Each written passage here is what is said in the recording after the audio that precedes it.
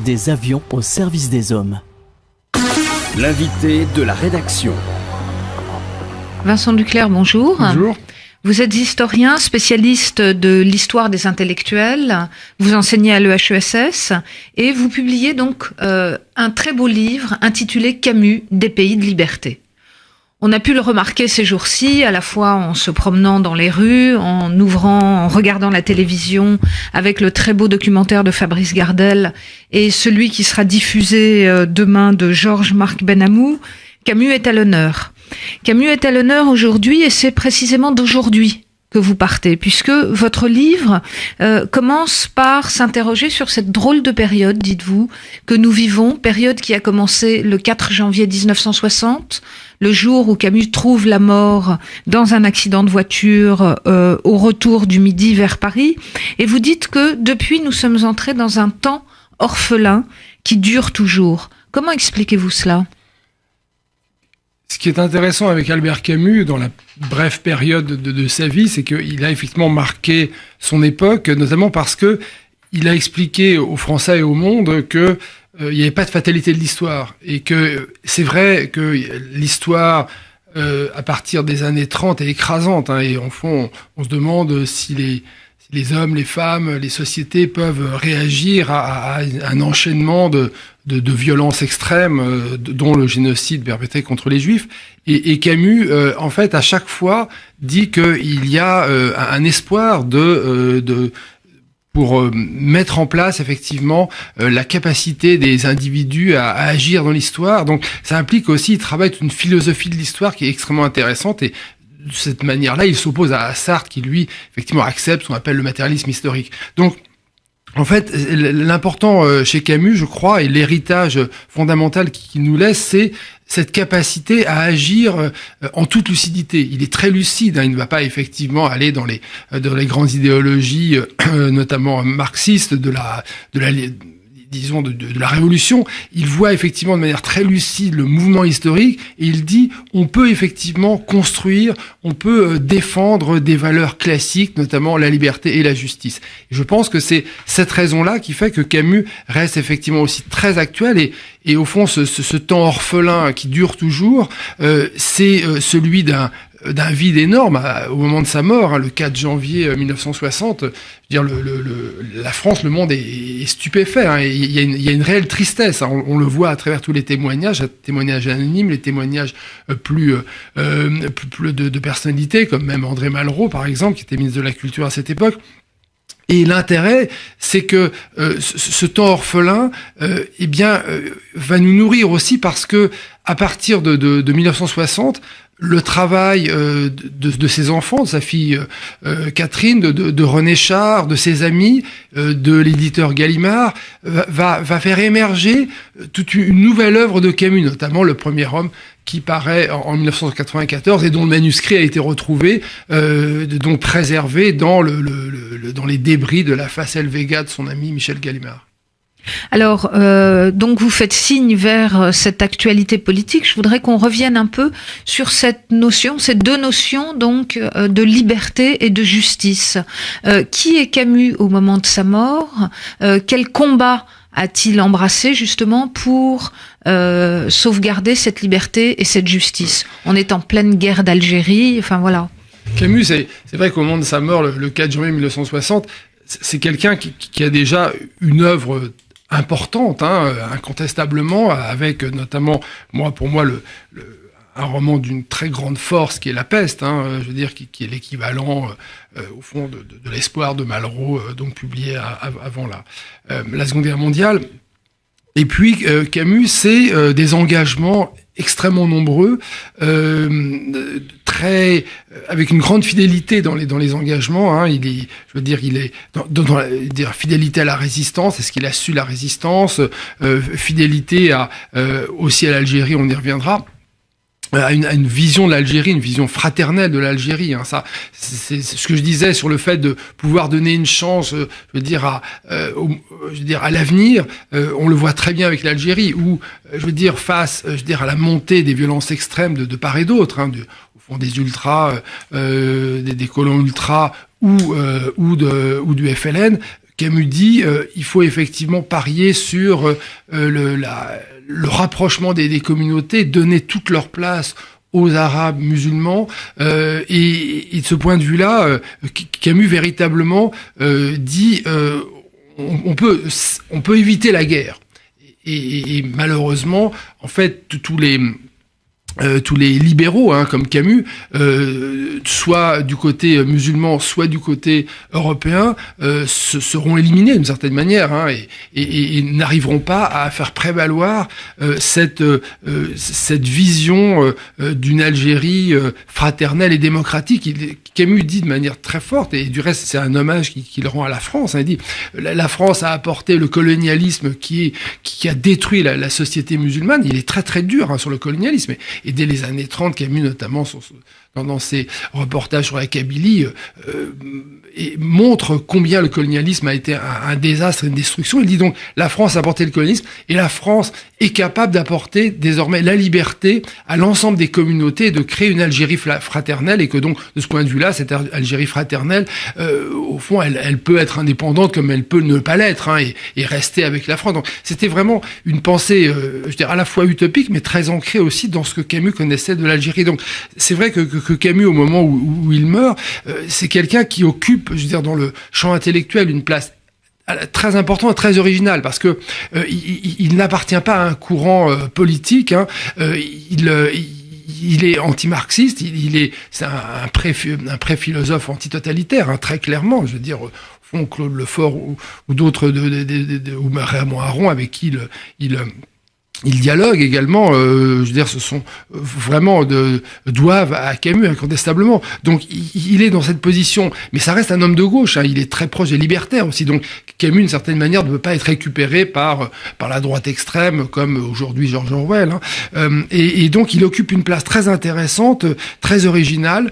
Et de ce point de vue-là, le travail qu'il mène sur liberté et justice est quand même très intéressant, parce que il a bien compris que, au fond, de la justice sans liberté peut amener à des régimes totalitaires, donc la liberté est essentielle, mais que la liberté a besoin aussi de la justice, notamment la justice sociale. Donc il faut aussi rappeler les origines donc très modestes d'Albert Camus, et je veux dire son attention à la souffrance sociale. Il y a un très beau texte dans l'Express qui s'appelle Le couvreur et la princesse, où il évoque les gazettes sur les affaires de la couronne anglaise, et il rappelle que chaque jour il y a des morts au travail, et que il évoque les couvreurs qui sont un jeune couvreur qui est mort en fait à Paris. Donc c'est cette sensibilité, cette vigilance aussi à la situation sociale est très importante. Et donc, pour finir, cette recherche en fait du lien liberté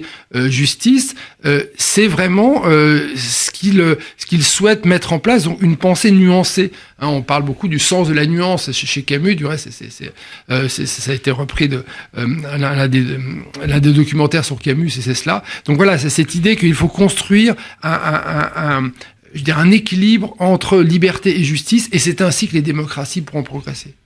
Alors, dans le livre que vous publiez, Vincent Duclercq, Camus, des pays de liberté, ce qui est très beau aussi, c'est que vous parlez de l'homme Camus. C'est-à-dire que c'est un livre qui est incarné.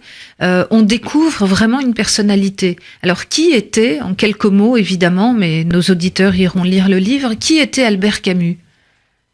Est-ce que ça reste un homme de notre temps ? Alors c'est vrai que oui, incontestablement, d'abord ne serait-ce que par les photos que l'on a de lui, qui sont des belles photos. C'est vrai que Camus est un bel homme. Il faut rappeler aussi que Camus est un homme de théâtre, à la fois metteur en scène, acteur. Donc, mais c'est pas, il ne surjoue pas du tout le Camus qu'il est. Je veux dire, il a aussi une forme de modestie. C'est un bel orateur, mais c'est quelqu'un qui est parfois assez mal à l'aise. Donc il a des zones de faiblesse réelles, et c'est aussi pour ça qu'il nous touche incontestablement. C'est pas un héros surhumain, et puis c'est Camus, c'est quelqu'un qui a des grandes fidélités, et il a aussi, je veux dire, dans un monde, notamment un monde intellectuel parisien où les trahisons sont légion, où le mépris de classe est réel, Camus effectivement a des je veux dire, a des amitiés extrêmement fortes, soit avec ses amis algériens, parce que il faut savoir que dans les années 30, à Alger, c'est vraiment un printemps. Je veux dire, vous avez toute une série de jeunes, Max-Paul Fouchet, par exemple, les amis peintres de Albert Camus, et puis la rencontre avec René Char, qui est très belle, qui est très très forte.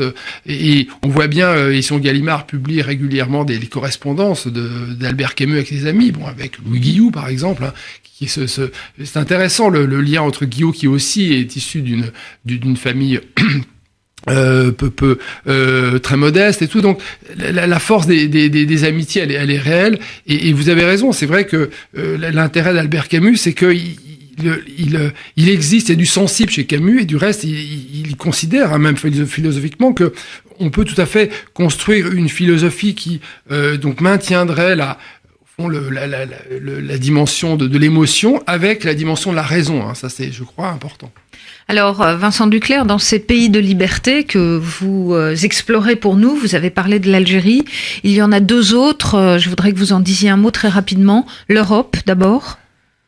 Alors, l'Europe, Albert Camus a très vite compris que le nazisme risquait de détruire, en fait, l'esprit européen. Il est du reste très proche d'une certaine manière de la philosophie d'Edmond Husserl, qui va faire ses grandes conférences à Prague et à Vienne pour dénoncer en fait le nazisme. Donc Camus, à la fin des années 30, est pénétré aussi de cette réalité, de ces grandes menaces. C'est la résistance aussi, avec la réflexion qu'il mène sur l'histoire immédiate dans Combat.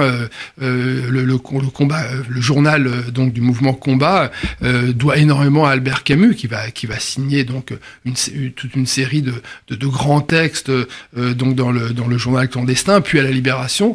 Et Camus se rend compte que l'Europe doit se construire sur les valeurs qui ont failli périr et qui l'incarnent, dont effectivement la liberté et la justice. Et c'est pour ça que Camus va intervenir pour dénoncer tous les manquements à cet esprit européen de la liberté, soit disons à droite, soit à gauche. C'est-à-dire que il dénonce par exemple l'entrée de l'Espagne franquiste donc à l'UNESCO, et c'est des textes très forts. Et là aussi, on retrouve cette grande fidélité d'Albert Camus à l'Espagne républicaine. Camus, il faut se souvenir, est espagnol par sa mère.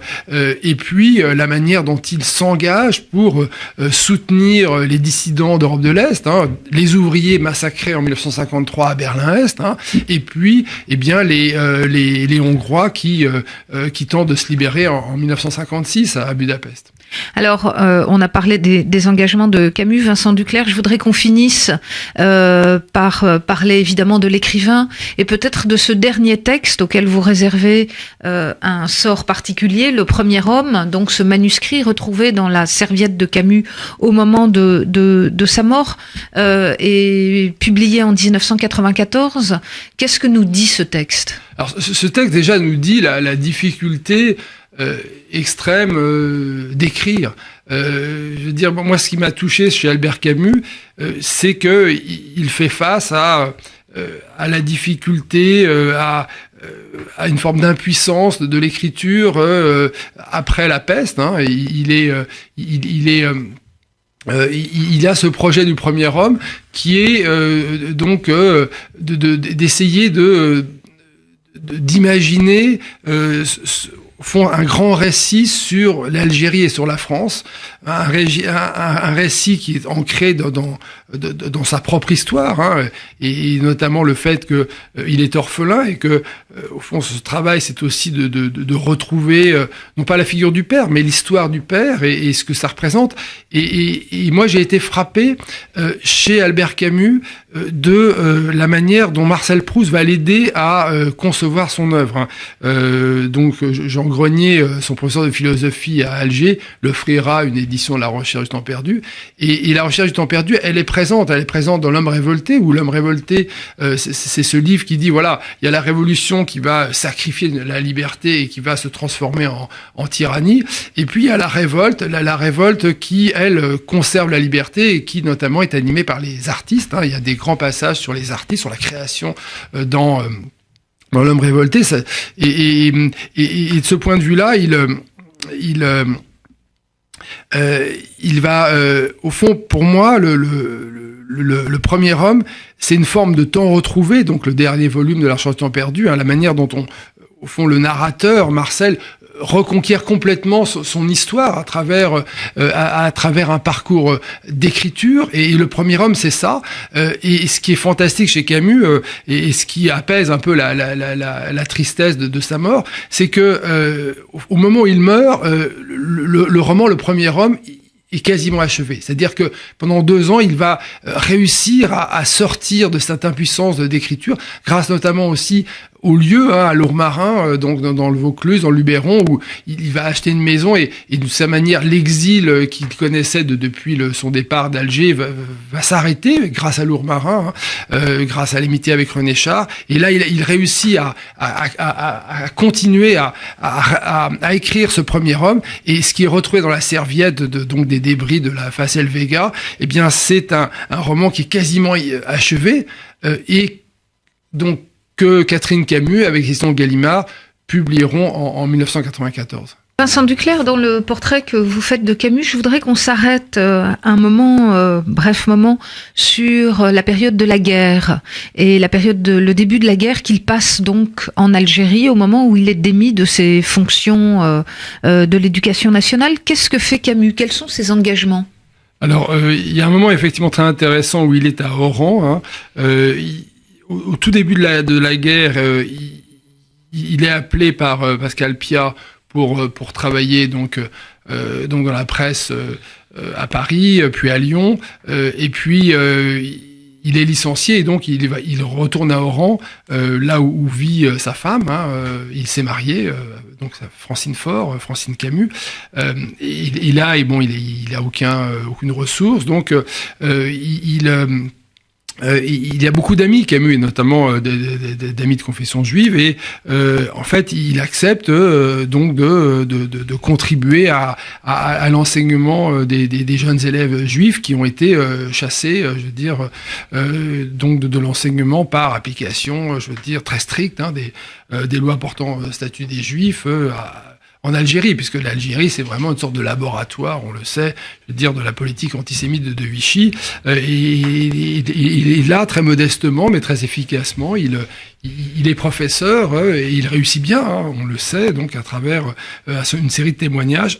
Et ensuite, il va repartir donc en métropole en raison de sa tuberculose, et vous avez dit effectivement que il a été exclu de l'enseignement, c'est-à-dire qu'il a été interdit de passer l'irrigation en raison de la tuberculose, donc qui s'est révélée lorsqu'il avait 15-16 ans.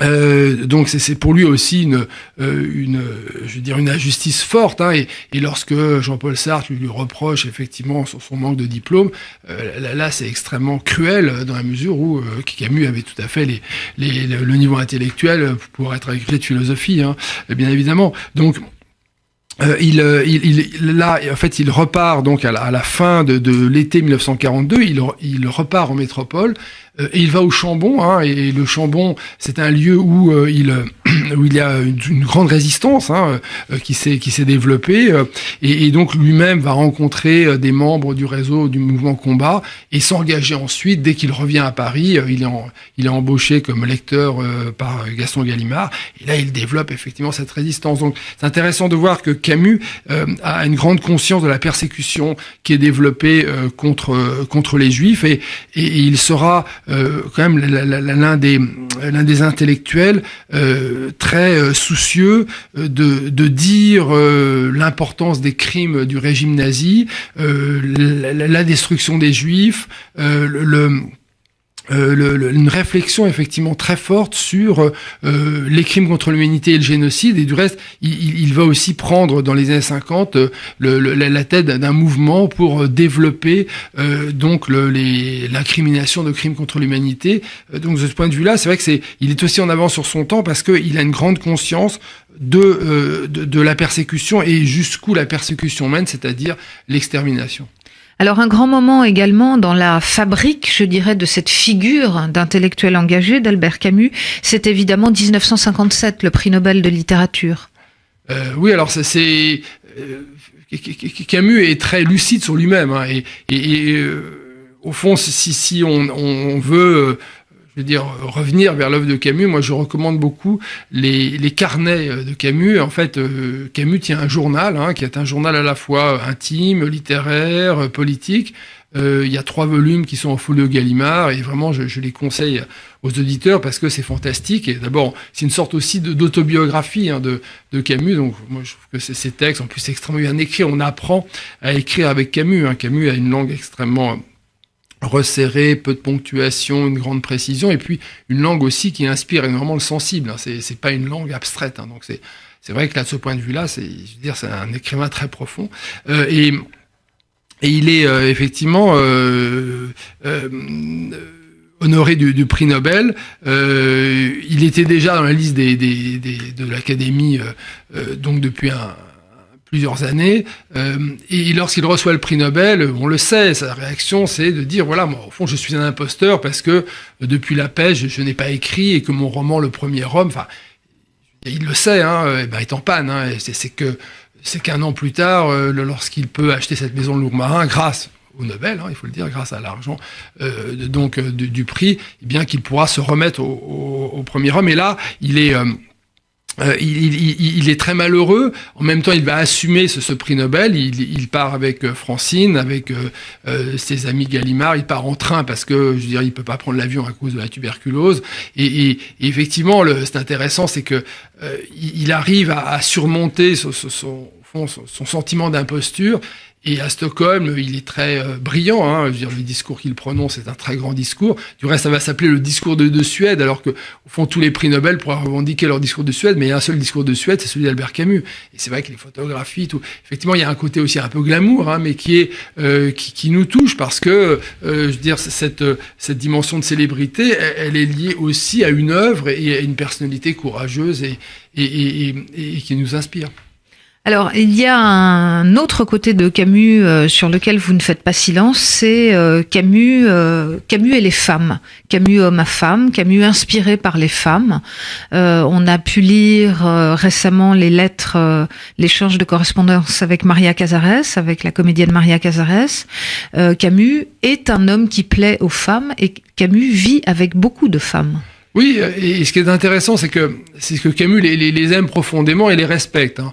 Alors c'est vrai que Camus est infidèle, hein, il est marié, il est infidèle en même temps fidèle puisqu'il révèle à sa femme Francine ses infidélités, ce qui plonge aussi Francine Camus dans une grande détresse et une dépression.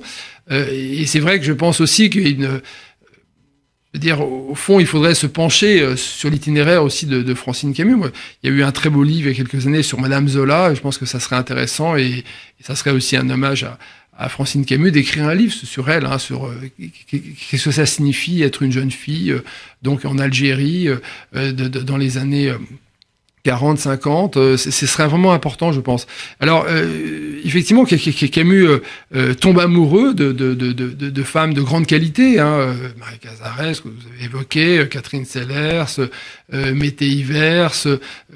Lorsqu'il est aux États-Unis, il rencontre donc Patricia Blake.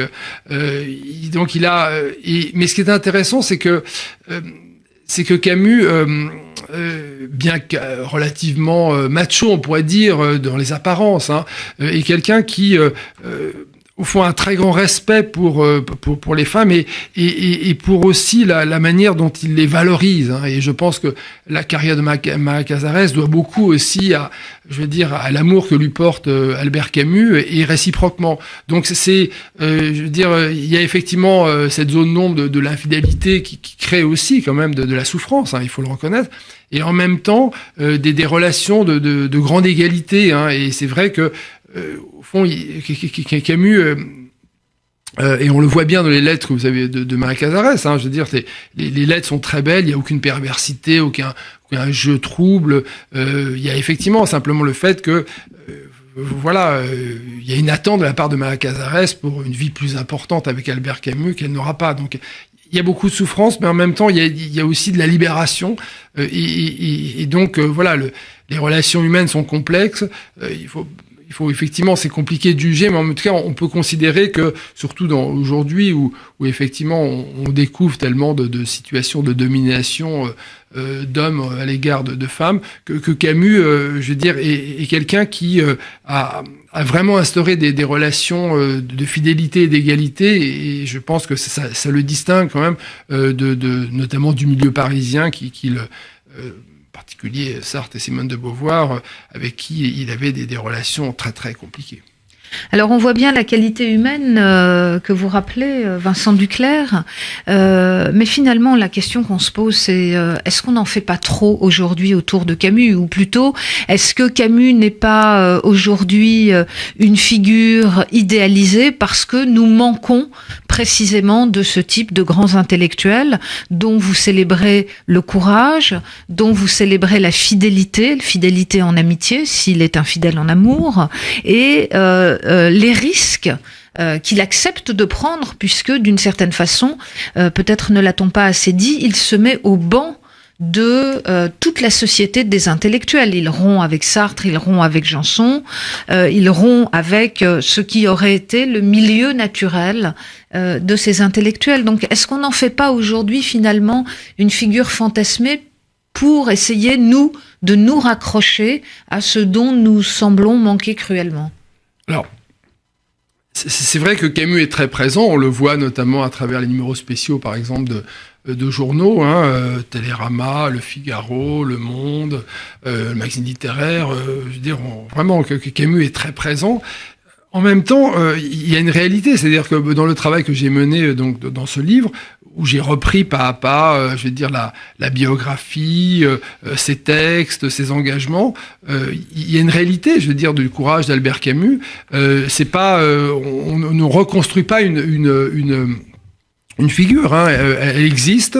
Et moi, ce que j'apprécie beaucoup en fait chez Albert Camus, c'est que plus on travaille sur Albert Camus, plus on est confirmé dans ses hypothèses justement du courage intellectuel, de la lucidité politique. Je veux dire, chaque texte, moi j'ai retrouvé un texte donc d'Albert Camus dans les Archives nationales, hein, un texte sur la résistance, un très très beau texte que le Figaro a publié, je veux dire de manière inédite, donc il y a quelques jours, au début janvier, et donc premièrement c'est ça, c'est que il y a une réalité en fait de cette beauté de la figure d'Albert Camus. Alors si aujourd'hui effectivement elle s'impose, c'est certainement ce que vous avez dit, c'est-à-dire qu'il y a au fond peut-être un manque de ces attitudes. Je crois qu'il y a une attitude morale chez Albert Camus de courage, d'oser dire les choses. Il y a une phrase très belle d'Albert Camus qui je veux dire, où il dit que mal nommer les choses ajoute au malheur du monde. Et donc c'est quelqu'un qui, je veux dire, a le courage de dire les choses. Et aujourd'hui, c'est difficile, peut-être plus difficile de s'affirmer ainsi, parce que comme vous l'avez dit, on en paye le prix. Payer le prix d'un certain nombre d'engagements, c'est lourd. Effectivement, Camus est clairement au banc du monde parisien intellectuel, et quand même la polémique autour de l'homme révolté en 1952, où je veux dire, donc, il conteste effectivement le marxisme ambiant des intellectuels français. Dire la riposte des temps modernes avec Francis Janson, vous l'avez cité, avec Jean-Paul Sartre, et une très grande violence, et ça va durer. Et je veux dire, Sartre, effectivement, à la mort de Camus, écrit un très beau texte dans France Observateur, mais c'est aussi une manière de dire, voilà, je reprends le contrôle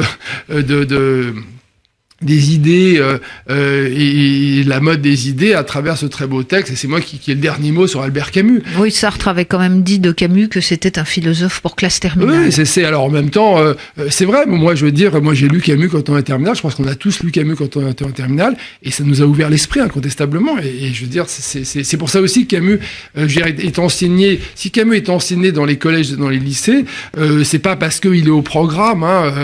C'est parce que effectivement les professeurs et les élèves trouvent à la fois une œuvre très accessible et très profonde. Et je pense que en fait, ce qu'il faut effectivement dans ce genre de réflexion sur des figures du passé, c'est revenir vraiment à l'œuvre et montrer que tout ça n'est pas surfait, qu'il y a une vérité effectivement chez Albert Camus qui se traduit à travers cette œuvre multiple, à la fois sa correspondance, ses carnets, ses petits essais, notamment sur les lieux. Il décrit très très bien les lieux, je veux dire que ce soit l'Algérie, la France, les paysages. Enfin, c'est son voyage aux États-Unis, en Amérique du Sud. Enfin, tout ça est quand même extrêmement présent, parce qu'il inspire les lieux. On sent les lieux en lisant Camus. Et puis, effectivement, ces grands récits, notamment La Peste et le Premier Homme. Donc, voilà, je pense que il faut effectivement conseiller de revenir à Albert Camus, de relire ses œuvres. Et c'est vrai que le travail que mène l'édition Gallimard avec Catherine Camus, d'éditer, de rééditer, ou même de créer des ensembles. Il y a récemment un discours et conférence d'Albert Camus qui a été publié en folio, et ça rend l'œuvre très accessible, et c'est très bien, parce que effectivement, c'est en lisant Albert Camus qu'on se rend compte que effectivement, il nous manque. Bien, je crois qu'on ne pouvait pas mieux terminer cette émission. Je vous remercie infiniment, Vincent Duclercq, donc d'être venu nous parler d'Albert Camus. Je rappelle le titre de votre livre, Camus, des pays de liberté, et je pense que nos auditeurs maintenant vont se précipiter pour lire ou relire Camus. Merci. Merci. Retrouvez l'invité de la rédaction sur radio-rcj.info.